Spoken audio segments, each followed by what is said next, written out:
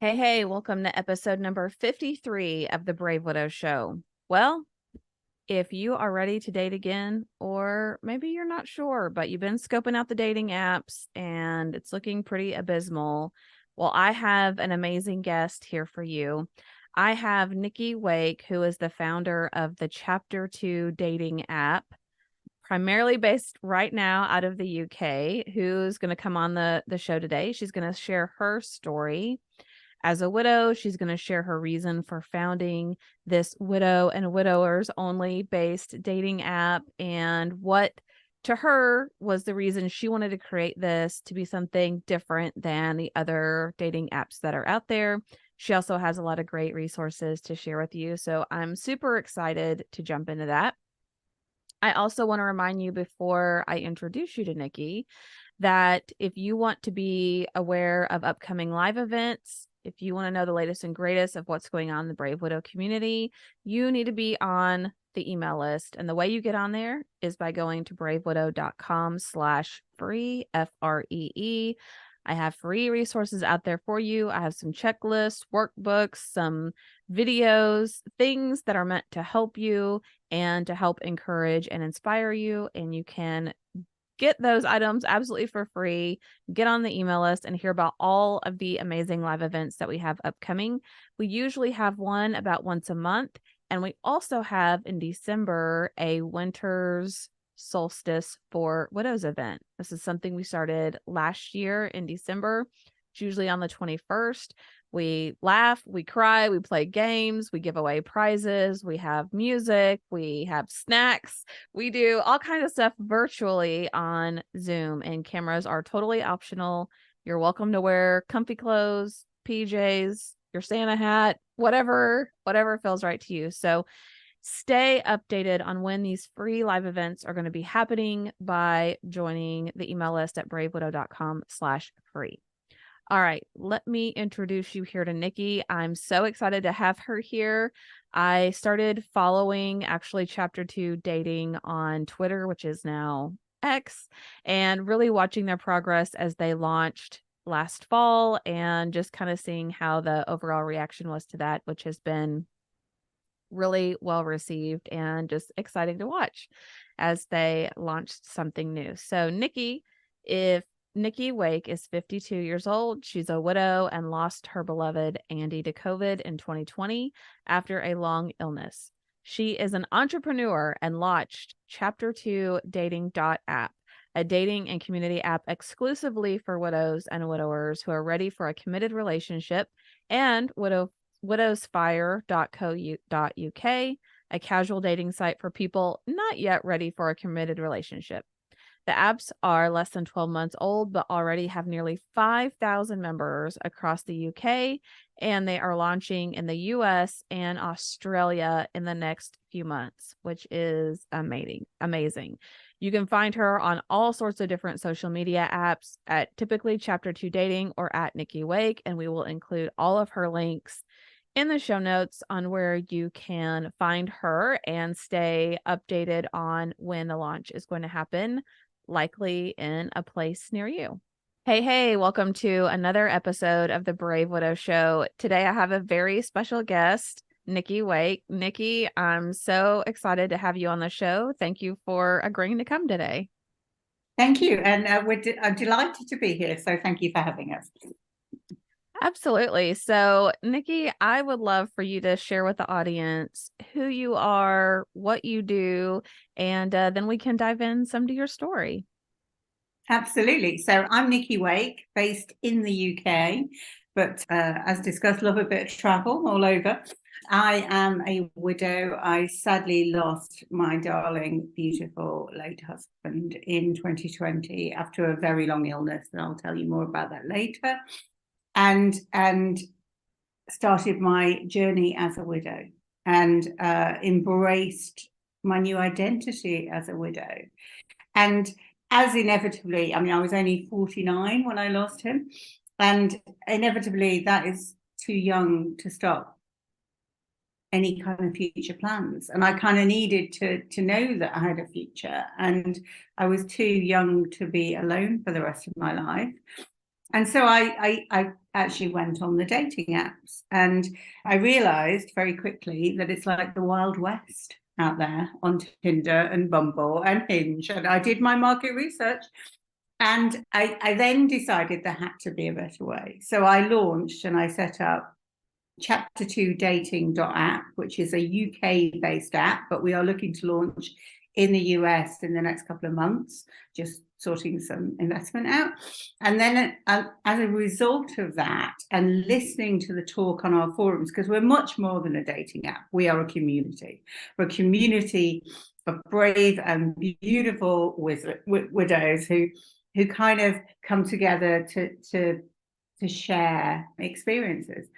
And part of that is the forums that we have. And one of the most hotly contested topics on those forums was something called Widow's Fire, which I'm not sure if you've covered off before, but a phenomenon that when you're grieving, you ache for physical comfort.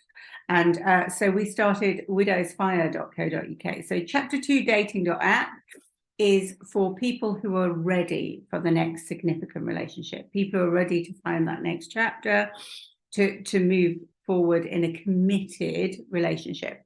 And obviously not all widows and widowers are.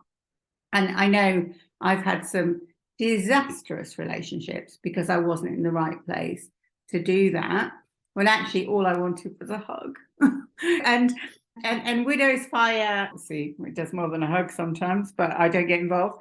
But yeah, it's a no strings, fun and flirty experience for people who aren't ready yet for a committed relationship. So chapter2dating.app launched November last year, and Widow's Fire has only been around 3 months, and we've had an incredible response from both communities for it. I genuinely feel we filled a gap. I actually met Andy, my late husband, on datingdirect.com back in the day when people didn't even admit that they'd met online. Do you know what I mean? Yeah, it was a taboo thing. Yeah. Yeah, whereas now, if you actually meet someone in a bar, that's unusual. So yeah, it was an absolute taboo, and these days it's much more mainstream, obviously. So I knew it could work. I just found my personal experience of mainstream dating apps barbaric. I mean, it's full of, and you can bleep this bit out if you want, dick pics and ghosting and all of that kind of thing. And sometimes as widows, we're incredibly vulnerable, and it's a very harsh world to be going back into, where none of us would have chosen this. Andy was my soulmate. He was the John to my Yoko. He was a wonderful creature and a human being, and I miss him every second of every day. And I would never have chosen this life. And there are times when I want to scream with frustration at, I didn't choose this. I wasn't.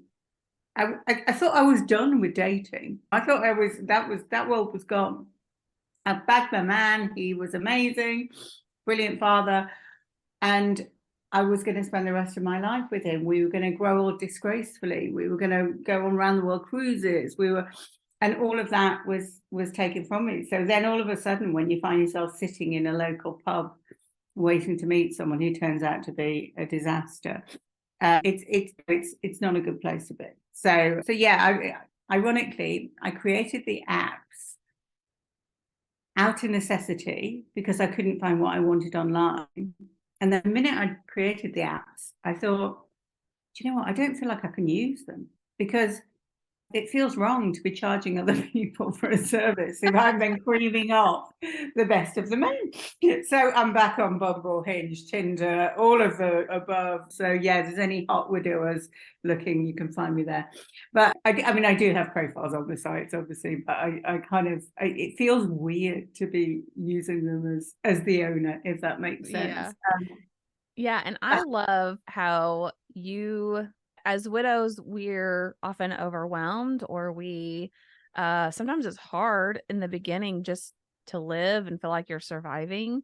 But over time, you saw that there was a need out there. And not only that, but you found a way to help fill that need and close the gap. And I've not been on Tinder. I've been on some of the other dating apps and used them and have had my own experience, but I'm curious what you feel like. So I've not tried chapter 2, but when you created the app, what was your vision of how this experience is meant to be different than some of the other things that you've seen out there? Yeah, absolutely. So for me, chapter 2 is a safe ring fence space for widows and widowers. So to be a member of chapter 2, you have to prove your widowed status. So you can do that in a couple of ways. You can send in a copy of a death certificate. You can send me a link to a memorialized Facebook page. But I know that some people, so for instance, I haven't memorialized Andy's Facebook page because I just can't do it. I can't It either. sort of feels so final. And I'm not ready for that finality of that. And I still post stuff and tag him in quite often. So yeah, you can send a link to a memorialized Facebook page. You can send a link to an obituary or a GoFundMe page, or so some sort of. And I personally vet every member who comes on board. So every Wow. day I log on and I look, and if there's anyone that I'm not happy with, then I'll send them a follow-up direct email to say, can you provide a bit more evidence? Because I'm passionate about protecting our widows and widowers. They're a really vulnerable audience, and a lot of them, our typical audience is kind of 45 plus. A lot of them have never online dated. A lot of them aren't very computer savvy. I spend my life as an IT help desk in a kind of, have you tried turning it on and off again? So yeah, it's we need to handhold them through that process, and actually we have a duty of care to them. And I want to make sure that I can't protect them from every interaction. People are people, aren't they? But I want to keep them as safe as we possibly can do. And as I said, we're much more than just an app. We're a community. So there are forums, there are blog posts, there are advice and resources. We signpost to charities all the time. There's a brilliant charity called Widowed and Young in the UK that saved my sanity. When my world fell apart, they were there to help me pick up the pieces. And they have a million different interest Facebook groups and things like that. So I'm very passionate about being much more than a dating site, but actually being a community, building a community. We do face-to-face events in the UK. So we've got our next one in London on the 12th of October. Anyone wants to fly in, please do. And we make those free to everybody, so that we try not to make membership costs a barrier to entry to any of our events. But I find great joy and solace in creating chapter 2 and Widow's Fire, because the whole point of it for me is it is my chapter 2, so it's my reason for being. It's my reason for getting out of bed in the morning, and it's given me a new sense of hope and purpose. And if I can help some other people find some joy, that helps me make sense of my loss. It's like, this is what I was put on the earth to do, was this. Mm. And it's a really, I'm hugely passionate about it, as you can probably tell, but it's a real passion project. And I think Andy would find it absolutely hysterical that I've managed to create a business out of grief. So he'd be like, wow. He always knew I was an entrepreneur. So my day job, when I'm not doing this, I run an events company where we run big award shows all around the world.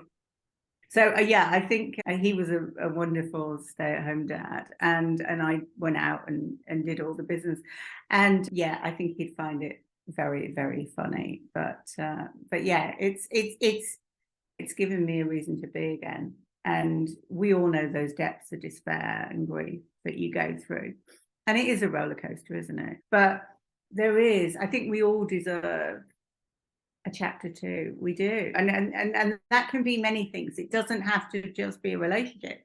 It can be friendship. I've created some incredible friendships through the widowed community. 3 of my investors, actually 4 of my investors now are widows. So they're all people who have met me through the widowed community and have chosen to invest in the business because they see the need and the belief. And I had an investors dinner last week, and they're thrilled with the progress of the app. So yeah, we're a little minnow in comparison to Tinder or something like that, but I think we're serving a real purpose. And the future of dating apps is all about the niche, and we're definitely all about the niche. Yeah. So yeah, I mean, it's a club none of us want to be part of, isn't it? But we're here, so we may as well make the most of it and be in for the ride. And hopefully, we already know of, I think, about 5 couples who've got together through the app, which is lovely. So yeah, Yes. I can't wait for my first chapter 2 wedding. Do you know what I mean? I look very good in a peach ball gown if needed. Yeah, and So, there may be a chapter 2 baby. well, yes, maybe, indeed. Yeah, there won't be one happening here, I can assure you. I'm done with that parenting thing. I've got one, that's enough. I mean, or of anyone who's got more than one, actually. But yeah, so yeah, it's been a real adventure embarking in something that, so I'm used to running businesses and doing business, but doing something that you're fundamentally so passionate about, which is about creating hope and creating joy. And we all deserve that second chapter. And I don't think any of our late partners would want us not to have that. Ironically, me and my late husband, we went to visit a very good friend of ours who's a widow in Australia a few months before he fell ill. And she'd actually started dating again, and dating a friend of her late husband's. And she told us when we were there, "Oh, I'm dating again." I was like, "Brilliant, that's so good." And that made me and Andy have the conversation of, if anything ever happens to me, I want you to move on. I want you to move forward. We don't move on, we move forward, don't we, as widows? But it's and so we actually had that conversation. But I think there's so many couples who might not have had that conversation and feel all of the complexities of emotions that are around dating again. But I genuinely believe that our late partners wouldn't want us to be alone, and would recognize that we were young and that there is still time and there's still hope. Although saying that, we've got a whole range of members from the ages of 30, which is heartbreaking. Every time I see someone apply to be a member and I look at their date of birth and think, really? That's just utterly heartbreaking. But then we've also got like a 90-year-old widow who's based in the Midlands, who's fabulous fun and has come on a couple of the events, and we've all got very drunk together and had a great time. And so it's a real spectrum of widows that we're representing and that we're helping, I hope. But yeah, I've had nothing but positive feedback from the community, which is really rather lovely. Yeah, it really is. And I love that you tied in your passion and your purpose into part of your healing journey and part of your ability to move forward and be excited about things in the future again. Like that seemed like it took a long time for me, was to reconcile, how can I ever be excited and happy about something without this cloud of sadness and missing Nathan and all of that coming in. When you talk about having a purpose and giving back and filling a need and just something you're really passionate about, that does something special for you. And that, I think, helps take away some of that longing and just feeling like life is pointless, it's hopeless, there's no, like, why should I even move forward? And I think it's interesting with COVID, we've really seen kind of an uptick in younger widows, and certainly people that are clamoring for dating apps specific to widows. And so I always tell people here in the States, like, well, not yet, but I know there's one coming. It's And coming. It really is. Yeah. We're probably about 3 months off launch, but I know the demand's there. So we've got a holding page and people can sign up to the holding page. And we're collecting data, and then obviously we will give everybody who signs up pre-launch 2 months free premium access, and which enables you to like and message unlimited, etc. But yeah, the demand's there. I get emails on an almost daily basis from people going, when are you coming? Like I had one earlier from, are you coming to Canada? It's like, let me get to America first and then I'll do Canada. So yeah, it is definitely coming, and we're very excited about bringing it stateside. I love the States, so it gives me a perfect excuse to come over regularly and do events and things. And you know, we'll roll the same model that we do here with free events across various states. We're probably going to launch in one state first, maybe Florida, and then expand from there, because obviously the big problem is, well, not it's a big problem, but it's geography, isn't it? In the US is, in the UK you can date long distance, but in the US that just doesn't really work. So yeah, we're on with it definitely, and we're hoping to launch Australia later into next year as well. So and then rolling out across English territories. But certainly the response in the UK has been phenomenal. We've had incredible amounts of press and PR. The media seem to love the story, and my story in particular. So I lost Andy, my husband. He fell ill actually in 2017. And he had a heart attack, which resulted in a catastrophic brain injury. Who knew that you could get a brain injury from a heart attack? I certainly didn't. So yeah, I can do CPR, but I'm not very good at it apparently.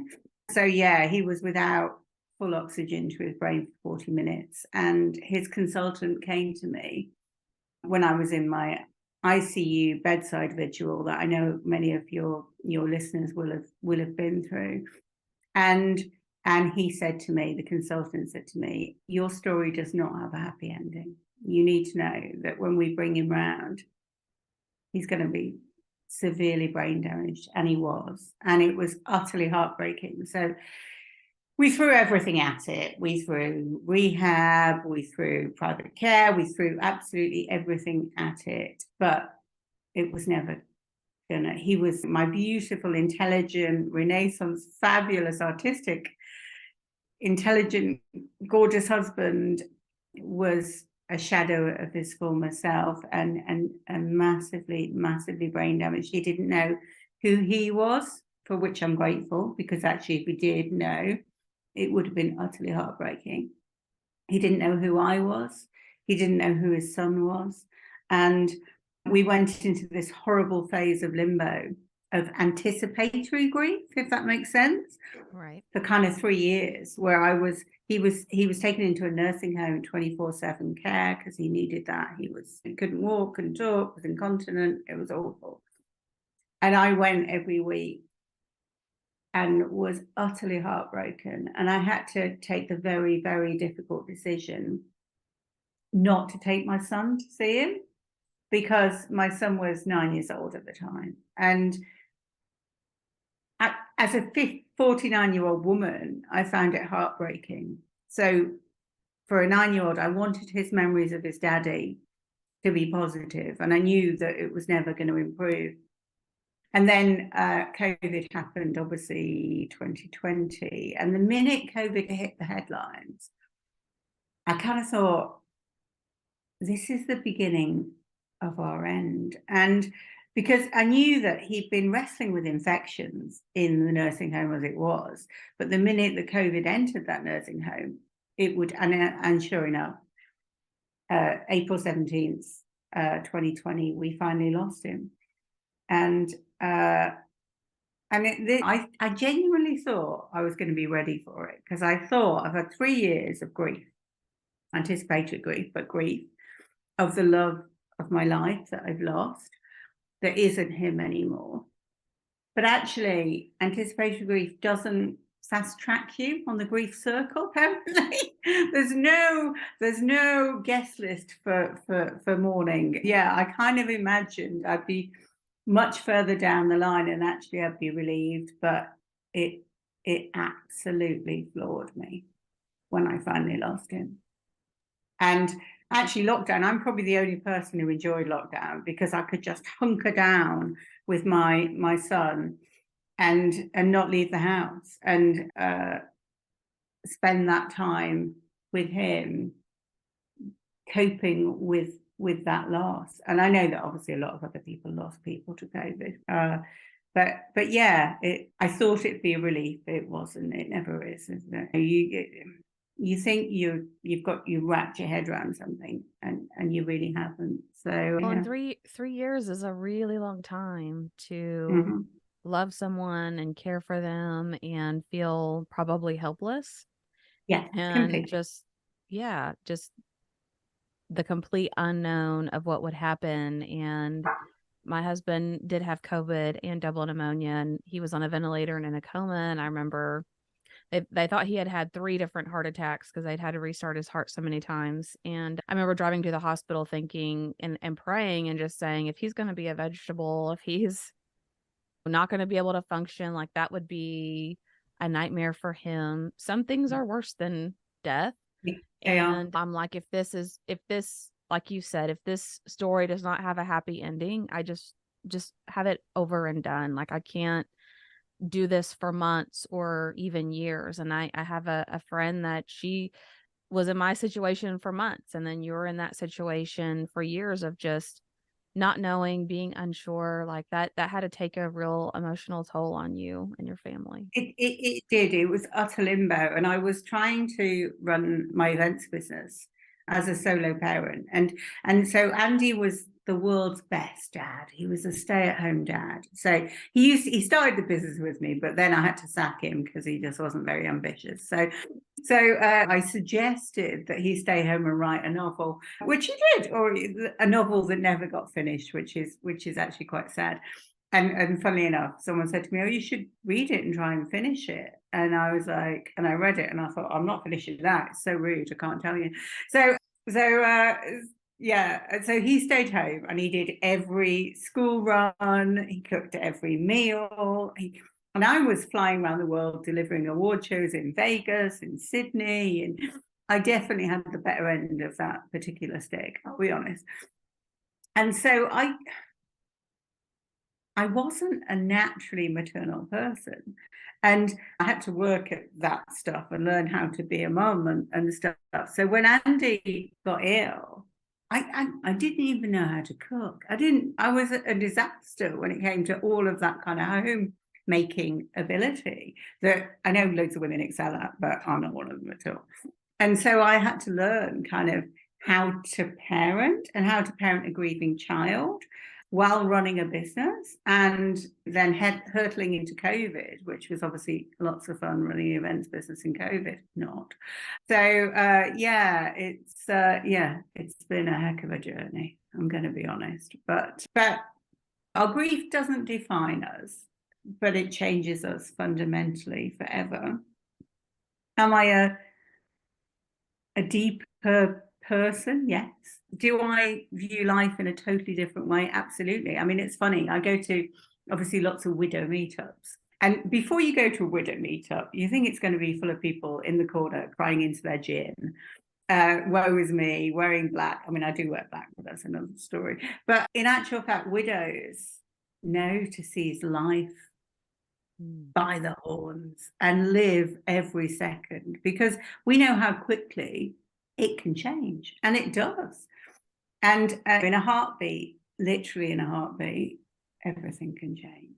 And I think widows are fabulous fun, ironically, to be around, because until you've been on a dance floor with 90 widows getting down to a dodgy disco tune at some widow AGM that I go to, you haven't lived. And I love I don't know if you know this, but the collective term for widows is an avalanche of widows, which is just gorgeous as a kind of, that sums up beautifully what we are. And I think together we are awesome, and we're a force to be reckoned with, I would say.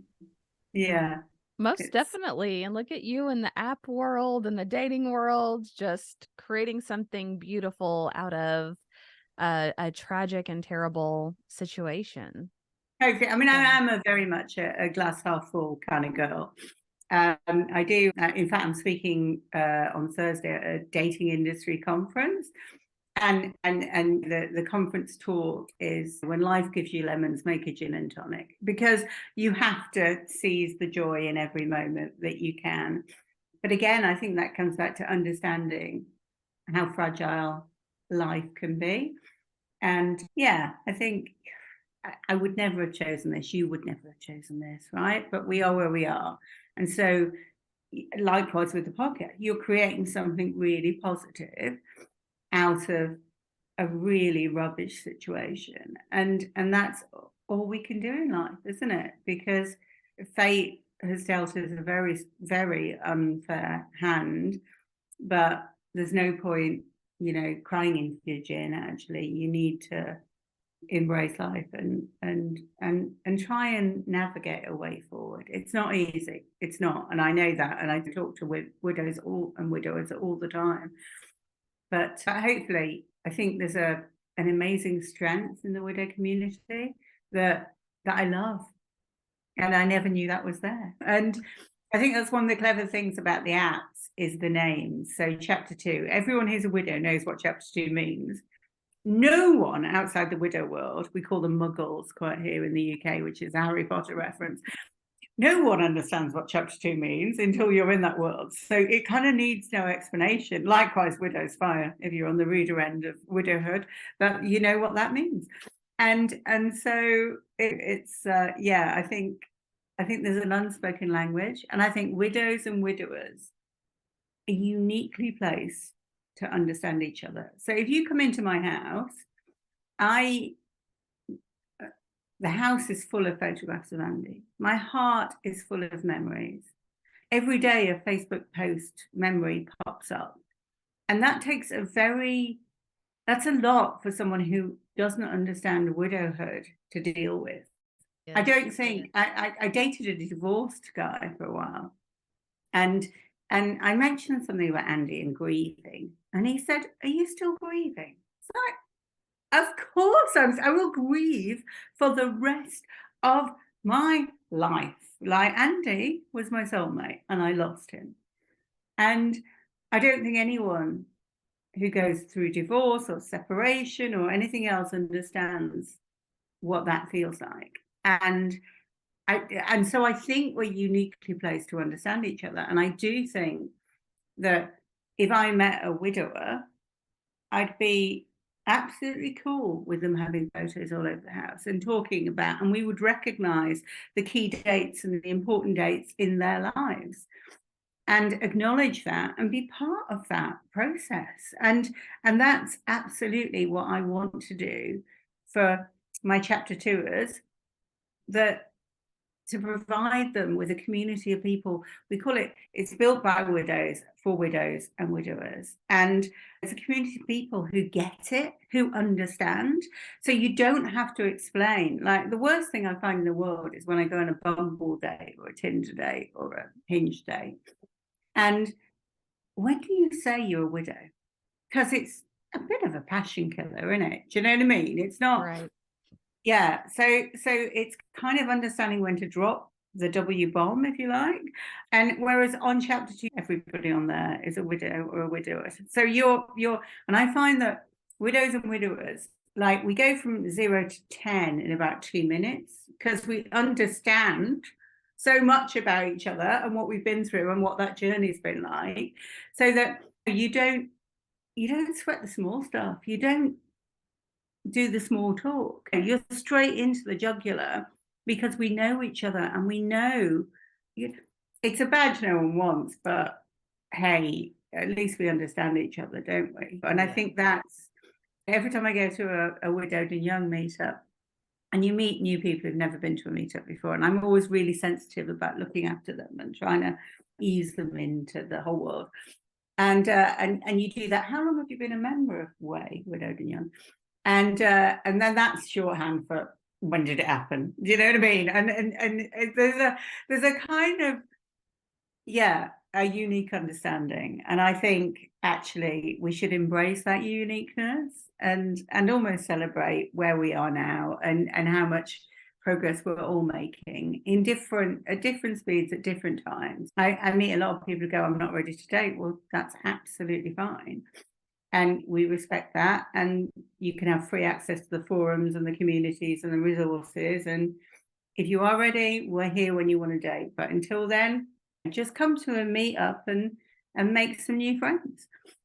And so our last meetup in Birmingham, a couple of widowed mums met, and they've all hung out with their kids, and all of that is part of world, which is lovely and something I'm quite proud of, really. Yeah, and you should be. I think it's an amazing community that you are building and have built for widows and widowers. And talking about being ready to date or being ready to be in another significant relationship, what do you tell people when they're trying to figure out like, "Oh, I think I'm ready. I'm not sure if I'm not ready." Do you have any tips or any thoughts on how to tell if you're ready to date again? Yeah, absolutely. Sorry, let me put a light on. It's all gone a bit dark. Yeah, absolutely. So on our blog, there are numerous articles about, and also in our resources section at the bottom, numerous articles that I've written about how to know when you're ready to date, how to write the right profile, because a lot of these people will never have written a profile or anything of that nature. And actually, the profiles on chapter 2 are lovely. So I often look through them, obviously, because I vet them when they come in. And they're much more open and full than if you go on Tinder, it's full of men holding a photo of a fish and not a lot else, really, isn't it? Whereas this is people talk about their late partner, how long they've been widowed, their family, their history, and so they're much more detailed and genuine, which is something I'm very proud of, actually. So yeah, so there's a whole post about how to write the right profile and what to do as a first date, because obviously if you've not dated for a long time, it's a whole different world. And it's always like, just go for a coffee, right? Don't commit to dinner. I know from experience, having had some of the longest dinners of my life, it is just meet for coffee, go for a dog walk, whatever that we do. Yeah, so we do give lots of hints and tips. I do a blog post every week about something. So I wrote one about, I don't know if you've seen it, a film called Love Again. I haven't It's on seen it. Oh, it's on Netflix. You so need to watch it. It's fabulous. It's about a young widow who gets her late husband all the time, but his number gets reassigned. Honestly, you need the tissues, because I tell you, I was literally snot crying, just a mess by about 4 minutes in. So she texts her late husband's number all the time, and they've reassigned the number to another guy. So he's getting all the texts, but doesn't know what to do or what to say. And she says, "Oh, I'm going to the opera in a yellow dress." So he turns up at the opera and sees her. And yeah, well, anyway, I won't, no spoilers here, but it's gorgeous. And so, like this week, I wrote a blog post about having watched that and what I'd taken from it, and etc. So yeah, I mean, I think our resources element is kind of quite unique to us as a dating app, actually.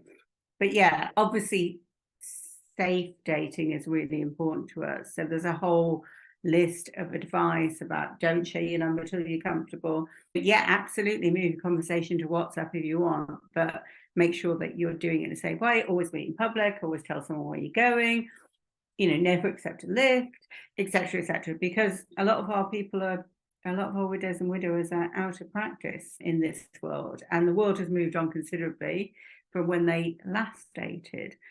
And so we have that duty of care, if you like, to look after them. And then we do obviously things like the meetups and the free events and all of those elements that hopefully create a nice, safe environment for people to dip their toe back in the water in this world, because I know how scary it is and how scary it can be. And what we want to do is create the safest environment we can to look after our community. I love that. Well, Nikki, thank you for coming on today. Tell people, we'll put it links to everything in the show notes, but tell people where they can find you if they're in the States and they want to know when the launch is going to be, how they sign up, where should they go? Yeah, no problem at all. Let me just get my URLs up. So if you're in the UK, it's chapter 2 dating.app. And obviously, once you share it, I'll share it with my UK network. So hopefully we can get you some more listeners, which would be good as well, wouldn't it? And then if you're in the US, chapter 2 US, 1 second. So Widows Fire is UK, widowsfire.co.uk. Chapter 2 app.com is the US site. So if you register on there, you'll automatically be put on our US mailing list. So you'll get all the notifications as and when we're going live. And anyone who signs up now gets 2 months free as soon as we launch in their particular state. So free premium access, which means all functionality. So and obviously you can log up and register on the site just to get newsletters, etc. So yeah, we'd love to welcome you. You can follow me. I'm on X, as it's called now, not Twitter. I must get used to that. At Nicky Wake, NICKYWAKE. And you could also follow Chapter 2 and Widows Fire UK on X. And we've also got Facebook, and we post daily lots of lovely memes and a bit of kind of positive inspirational boost for us all on a daily basis.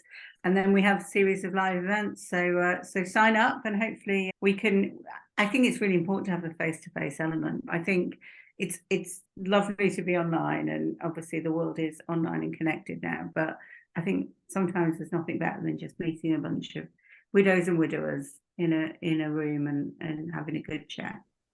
Yeah, totally agree. And don't forget, if there's any hot widowers in the UK area, Nikki's got our profiles out there. So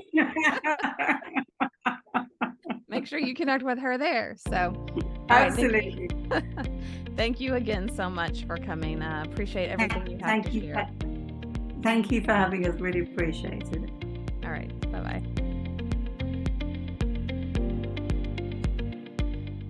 Hey guys, thank you so much for listening to the Brave Widow podcast. I would love to help you take your next step, whether that's healing your heart, finding hope, or achieving your dreams for the future.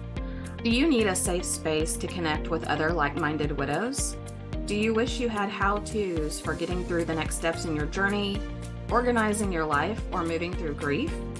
What about live calls where you get answers to your burning questions? The Brave Widow membership community is just what you need. Inside, you'll find courses to help guide you, a community of other widows to connect with, live coaching and Q&A calls, and small group coaching where you can work on what matters most to you. Learn how to heal your heart, find hope, reclaim joy, and dream again for the future. It is possible. Head on over to bravewidow.com to learn more.